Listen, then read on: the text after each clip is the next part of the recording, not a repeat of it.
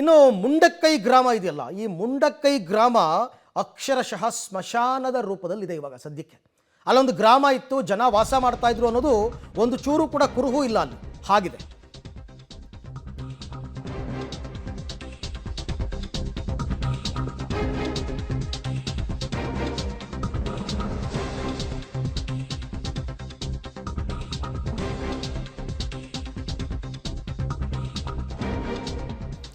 ಅಕ್ಷರಶಃ ಸ್ಮಶಾನವಾಗಿದೆ ಮುಂಡಕ್ಕೈ ಗ್ರಾಮ. ಮುಂಡಕ್ಕೈ ಗ್ರಾಮದಲ್ಲೂ ಕೂಡ ಈಗ ಶವಗಳಿಗಾಗಿ ಹುಡುಕಾಟ ಆರಂಭ ಆಗಿದೆ. ಮುಂಡಕ್ಕೈಗೆ ಇಲ್ಲಿ ತನಕ ಹೆಲಿಕಾಪ್ಟರ್ನಲ್ಲಿ ಮಾತ್ರ ಹೋಗೋಕ್ಕಾಗ್ತಾ ಇತ್ತು. ಈಗ ಸೇನೆ ನಿರ್ಮಿಸಿದಂತಹ ಸೇತುವೆಯಿಂದ ಮುಂಡಕ್ಕೈಗೆ ನೇರ ಸಂಪರ್ಕ ಕೂಡ ಸಿಕ್ಕಿದೆ.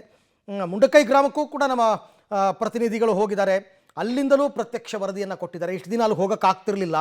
ಈಗ ಒಂದು ಕಬ್ಬಿಣದ ಬ್ರಿಡ್ಜನ್ನು ಏಕಾಏಕಿ ಒಂದೇ ದಿನಕ್ಕೆ ಕಟ್ಟಿರೋದ್ರಿಂದ ಅಲ್ಲೂ ಕೂಡ ನೋಡಿ, ಇಲ್ಲಿ ನೋಡ್ತಾ ಇದ್ದೀರಲ್ಲ, ಇದು ಬ್ರಿಡ್ಜ್. ನಿಮ್ಗೆ ಅನ್ಸುತ್ತಾ ಒಂದು ದಿವಸದಲ್ಲಿ ಸೇನೆ ನಿರ್ಮಾಣ ಮಾಡಿರ್ತಕ್ಕಂಥ ಬ್ರಿಡ್ಜ್ ಅದು, ಒಂದೇ ದಿನದಲ್ಲಿ 24,000 ಟನ್ ಹೋಗ್ಬೋದಂತೆ. ಅಲ್ಲಿ ಅಷ್ಟು ವೆಹಿಕಲ್ಗಳು ಮೂವ್ ಆಗೋದಕ್ಕೆ ಅವಕಾಶ ಮಾಡಿಕೊಟ್ಟಿದ್ದಾರೆ. ನಾವೀಗ ಜಲಪ್ರಳಯ ಸೃಷ್ಟಿಯಾದಂತಹ ವಯನಾಡಿನ ಮುಂಡಕ್ಕೈ ಬೆಟ್ಟದ ತುದಿಯಲ್ಲೇ, ಹೆಚ್ಚು ಕಡಿಮೆ ತುದಿಯಲ್ಲೇ ಇದ್ದೇವೆ. ನೀವೀಗ ಗಮನಿಸ್ತಾ ಇರುವಂಥದ್ದು ಇದು ಮುಂಡಕ್ಕೈ ಬೆಟ್ಟ. ಮುಂಡಕ್ಕೈ ಬೆಟ್ಟದ ಆ ಭಾಗದಲ್ಲಿ ಏನು ಕಾಣ್ತಾ ಇದೆ, ಅಲ್ಲಿಯೇ ಮೊದಲ ಜಲಸ್ಫೋಟ ಉಂಟಾಗುವಂಥದ್ದು. ಅಲ್ಲಿ ಉಂಟಾದಂತಹ ಜಲಸ್ಫೋಟದಲ್ಲಿ ದೊಡ್ಡ ದೊಡ್ಡ ಬಂಡೆಗಳು, ದೊಡ್ಡ ದೊಡ್ಡ ಕಲ್ಲುಗಳು ಎಲ್ಲದೂ ಕೂಡ ಆ ಭಾಗದಿಂದ ನೇರವಾಗಿ ಹರಿದು ಬರ್ತದೆ. ನೀವೀಗ ಗಮನಿಸ್ತಾ ಇದ್ದೀರಿ, ಇದು ಮುಂಡಕ್ಕೈ ಬೆಟ್ಟ. ಮುಂಡಕ್ಕೈನ ಬೆಟ್ಟದ ಹೆಚ್ಚು ಕಡಿಮೆ ತುದಿಯಲ್ಲೇ ಇದೇನೆ ಅಂತ ನಾನು ಈಗ ಆಗಲೇ ಹೇಳ್ತಾ ಇದ್ದೆ. ಆ ಭಾಗದಲ್ಲಿ ಕಾಣ್ತಾ ಇದೆಯಲ್ಲ, ಆ ಭಾಗದಲ್ಲಿ ಮೊದಲ ಜಲಸ್ಫೋಟ ಉಂಟಾಗುತ್ತೆ. ಆ ಜಲಸ್ಫೋಟದ ಪರಿಣಾಮವಾಗಿ ಇಲ್ಲೇನು ಕಾಡಿತ್ತೋ ಆ ಕಾಡು ಸಂಪೂರ್ಣವಾಗಿ ಕೊಚ್ಚಿ ಹೋಗುತ್ತೆ.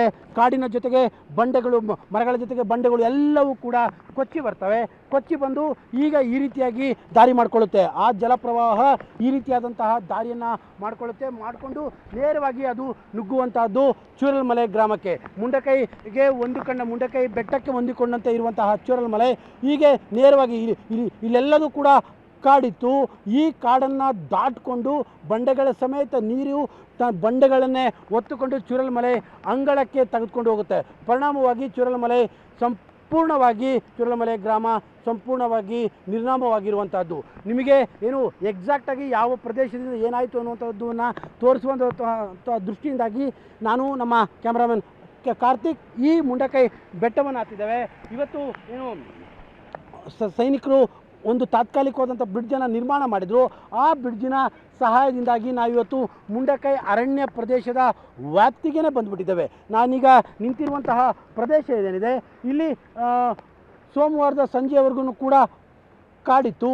ಇವತ್ತು ಇಲ್ಲಿ ಸಂಪೂರ್ಣವಾಗಿ ಮಣ್ಣು ತುಂಬಿಕೊಂಡಿದೆ. ದೊಡ್ಡ ದೊಡ್ಡ ಬಂಡೆ ಕಲ್ಲುಗಳು ನೇರವಾಗಿ ಈ ಬೆಟ್ಟದಿಂದ ಉರುಳಿ ಬಂದಿದ್ದಾವೆ.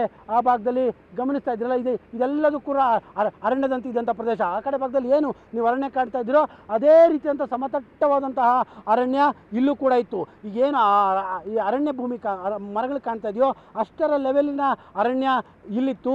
ಆದರೆ ಜಲಸ್ಫೋಟದಿಂದ ಜಲಪ್ರಳಯವಾದಂತಹ ಕಾರಣಕ್ಕೋಸ್ಕರವಾಗಿ ಸಂಪೂರ್ಣವಾಗಿ ಬೆಟ್ಟದಲ್ಲಿದ್ದಂತಹ ದೊಡ್ಡ ದೊಡ್ಡ ಬಂಡೆಗಳನ್ನೇ ಹೊತ್ತುಕೊಂಡು ನೀರು ಚೂರಲ್ಮಲೆ ಗ್ರಾಮಕ್ಕೆ ನುಗ್ಗಿದಂಥದ್ದು. ಅಲ್ಲಿಗೀಗ ನಿಮಗೊಂದು ಸ್ಪಷ್ಟವಾಗಿ ಗೊತ್ತಾಗ್ತಾ ಇರ್ಬೋದು ನೀರಿನ ಪ್ರವಾಹ ಎಷ್ಟರ ಮಟ್ಟಿಗೆ ಭೀಕರವಾಗಿತ್ತು ಅಂತ.